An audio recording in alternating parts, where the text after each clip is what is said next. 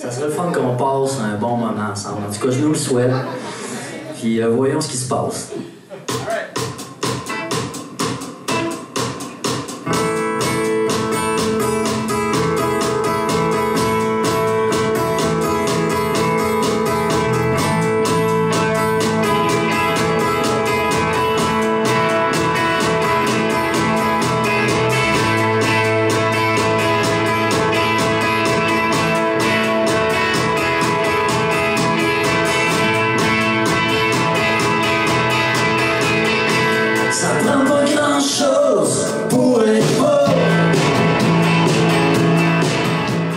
C'était un lancement spectacle.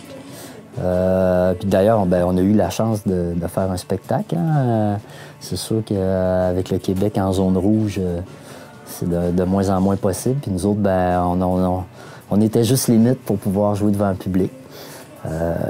Puis en même temps, c'était mon premier spectacle à vie en tant que chanteur. J'avais jamais chanté sur une scène. Puis c'était franchement bien stressant. Puis en même temps, j'aime les défis, fait que c'était comme un peu des deux. Puis dans la salle, il y avait bien des gens de Saint-Rita, fait que je me suis senti en famille aussi. Fait que tu sais, ça a bien passé pour ça. Mais somme toute, je crois que c'était une belle soirée, ouais.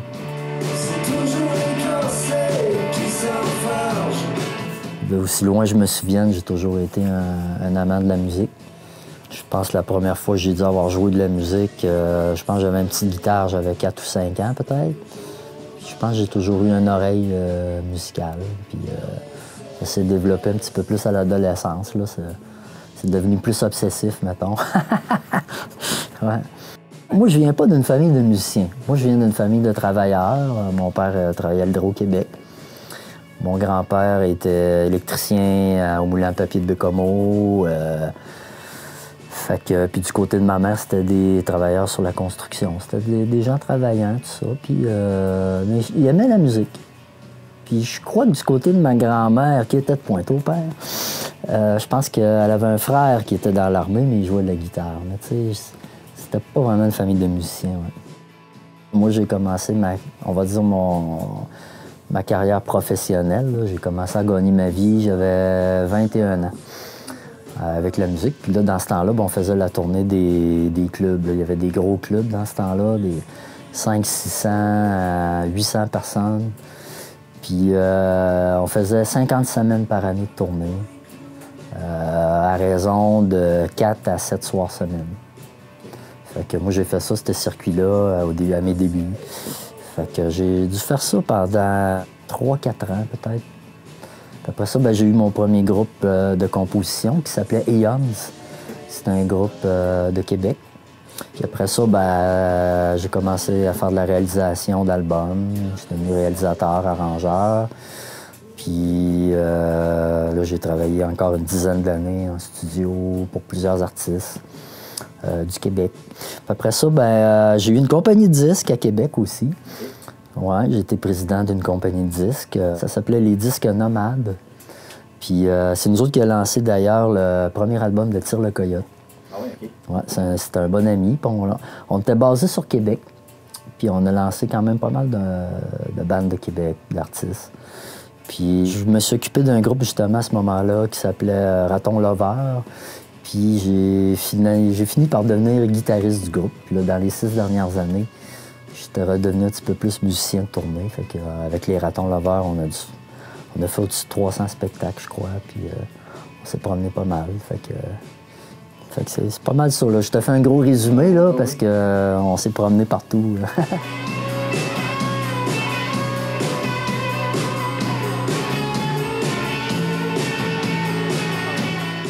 Moi, c'était vraiment un projet que je faisais, là, on the side. Je pensais sortir ça indépendant, pas trop faire de bruit avec ça. Puis, au début de la pandémie, on avait une tournée avec les Ratons. On partait 3 semaines en tournée. Puis la tournée s'est annulée, là, la première journée de la pandémie, là, que tout a fermé. Puis à ce moment-là, on avait un rendez-vous à Montréal avec la compagnie de disques le lendemain de l'annulation des shows. Puis notre gérante, elle a parlé du fait que j'étais en train de faire des chansons solo à la directrice de la compagnie de disques.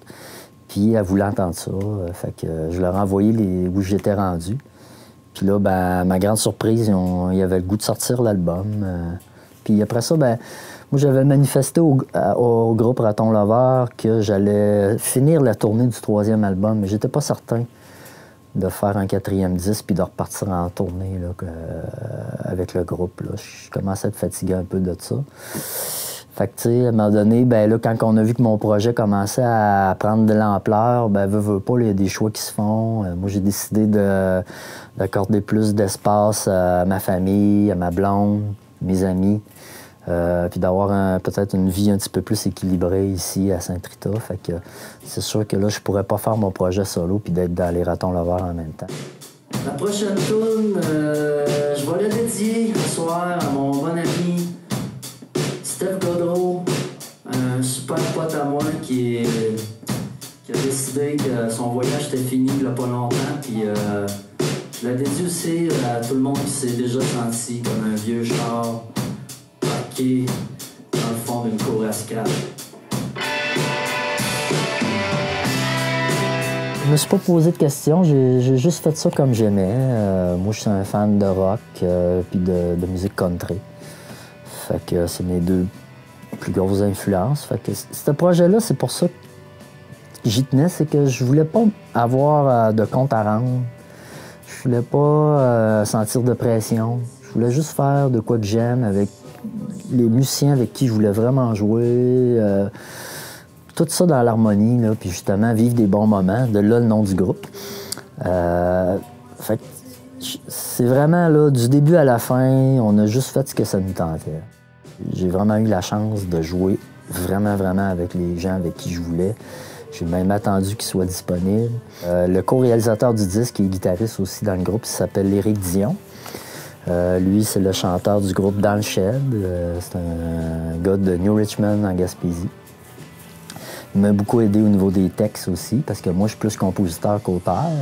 J'avais des idées de ça, puis il m'a aidé à avoir clair là-dedans. On a coécrit un peu. Puis lui, ben, c'est un maître de la guitare slide. Fait que je suis bien content. Après ça, il y a Benoît Claveau, un gars de Saint-Georges-de-Beauce, qui habite Québec. Lui, il joue avec le groupe Bodactan, qui est un groupe, on va dire, rock, un genre traditionnel rock. Là. Il mélange de la musique traditionnelle celtique puis le rock. Puis eux autres, ils jouent partout sur la planète. C'est vraiment un super projet. Fait que Benoît Claveau, qui a son projet aussi, qui est à la basse. Après ça, à la batterie, on a sur l'album, c'est Maxence Cormier, du Nouveau-Brunswick. Puis lui, c'est le batteur du groupe Les Hôtesses d'Hilaire, qui est un groupe très connu là, en Acadie, tout ça. Puis un super batteur. Fait que c'est tous des gars que j'avais spotés depuis longtemps, puis je tenais vraiment à ce que ça soit eux. Puis ils ont accepté de venir jouer sur l'album, je suis content. Puis pour la tournée, ben on a un autre batteur qui est Olivier Beaulieu, qui a joué avec Karim Ouellette, entre autres. Plein de monde, Hubert Lenoir, qui est un gars de Bécomo. Fait que ça fait une belle équipe. Pourquoi Saint-Rita? Écoute, c'est une histoire d'amour, là. J'ai mes 2 meilleurs amis qui sont déménagés ici il y a 10 ans. Ils ont acheté des terres ici, puis moi, je venais les visiter de temps en temps, tout ça, pour juste les voir, les aider, tout ça. Puis en 2014, c'est ça, suite à un épuisement professionnel, j'étais venu me reposer 3 semaines à un des chalets de mes amis sur le bord du lac, puis je suis pas reparti. J'ai décidé de passer l'hiver dans ce petit chalet-là. C'était pas isolé pour l'hiver, tout ça. Puis il y avait pas de chemin, pas d'eau, rien. Fait que j'ai fait un hiver là, à raquettes et poêle à bois, tout ça, là, dans ce chalet-là. J'ai passé l'hiver là. Je me suis engagé dans une érablière aussi. Fait que j'ai travaillé dans le bois tout l'hiver, puis ça a changé ma vie carrément. T'sais. Ça faisait des années que j'avais pas... je m'étais pas autant reconnecté, je pense, avec mon essence profonde. La musique, pour moi, ça a un côté grisant, mais je pense profondément, je suis plus un gars de bois. Moi, dans le bois, c'est là que je me sens le plus bien. Dans la nature, je me pose pas de questions. J'adore les animaux, j'adore... Mon son préféré, c'est le vent dans les feuilles. C'est même pas la musique. J'écoute pas tant de musique. Les gens vont dire « Ah, les musiciens, ça écoute tout le temps de la musique. » Moi, j'aime mieux le silence. Puis j'aime bien, c'est ça, le son du vent dans les feuilles ou le bruit des vagues, hein, la mer, tout ça. C'est ça qui me parle le plus. Puis là, après, ben, tu sais, j'ai appris à connaître les gens du coin. Puis j'ai été super bien accueilli. J'ai eu un accueil au-delà de mes espérances. Fait que, tu sais, je me suis senti vite intégré. Puis moi, je suis quelqu'un de familial, communautaire. Je crois à ces valeurs-là. Fait que, tu sais, ça n'a pas été long que je me suis senti chez nous. Puis moi, j'espère être ici longtemps. Ouais. Moi, je disais que je m'en venais à ma pré-retraite tranquillement. Puis rendu à 50 ans, je me suis posé la question, tu sais, à l'approche de mes 50 ans, je me suis dit, qu'est-ce que j'ai pas fait dans la musique que je pourrais regretter si je quitte le milieu? Puis je me disais, tu sais, j'ai accompagné beaucoup de chanteurs en tournée, en studio, je fais de la réalisation d'albums, mais moi, j'ai jamais chanté des chansons que je composais.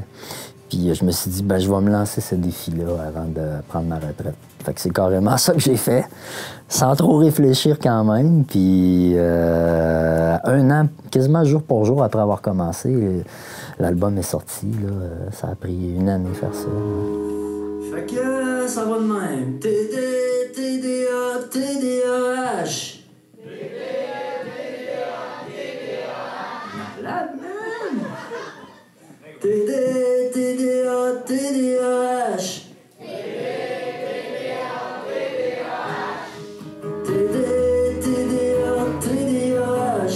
Ben, mes textes, tu sais, c'est souvent des histoires. Tu sais, mettons, par exemple, il y a une chanson qui s'appelle CHLSD. Puis ça, je me souviens que je me suis chanté ce refrain-là en travaillant justement sur l'Érablière, il y a 2 ans. Ça m'est venu en tête parce que je réfléchissais justement à la façon que les gens étaient traités dans les centres de soins quand ils perdaient de l'autonomie, tout ça. Puis moi, venant des familles qui ont toujours pris soin des aînés, c'est quelque chose qui m'a tout le temps un peu choqué de voir, tu sais, quand j'allais visiter les grands-parents, tout ça, quand je voyais des gens à côté qui n'avaient pas de visite, tout ça, puis qui étaient comme laissés à l'abandon, j'avais beaucoup de difficulté à accepter ça. En même temps, ben, je veux pas juger, hein, il y a différents climats familiaux, tout ça, qui mènent, mais je trouvais qu'en général, je trouvais que notre société abandonne les gens rendus à un certain âge. Puis je trouvais ça malheureux. Fait que je me suis imaginé un centre où c'est que les gens consommaient des drogues ou des médicaments. Puis il y avait la réflexion aussi que, tu sais, que ce soit des médicaments ou des drogues illégales, ça reste que c'est de la drogue. Puis on a tendance à donner des pilules un peu vite aux gens pour pas qu'ils dérangent. Puis dans ma chanson, tu sais, je parle de ça, mais j'essaie de rendre ça d'une façon un peu ludique. Mais ça reste qu'il y a quand même une certaine heure où c'est qu'on va donner la pilule aux gens après le souper pour qu'ils s'endorment de bonne heure, puis tout ça. Puis moi, je trouve ça malheureux. Hein. C'est ça. Ça, c'est vraiment un sujet pour moi qui était important. Fait, j'ai fait une chanson là-dessus. Après ça, j'ai parqué sur le flat qui parle plus de dépression masculine. Moi, je trouve que... en tant que gars, c'est souvent pas facile de parler de ces états-là, puis de jusqu'à quel point qu'une dépression peut t'amener aussi dans, on va dire, dans la noirceur. Puis j'ai essayé d'écrire une chanson avec le point de vue d'un gars, puis c'est pour ça que j'utilise des mots... je me sers d'une voiture, je me sers de mots de mécanique, tout ça, parce que je disais, il me semble qu'une toune qui parle au gars, ça serait cool. Fait que c'est ça, c'est des histoires qui tournent autour de ces sujets-là. Là. Ouais.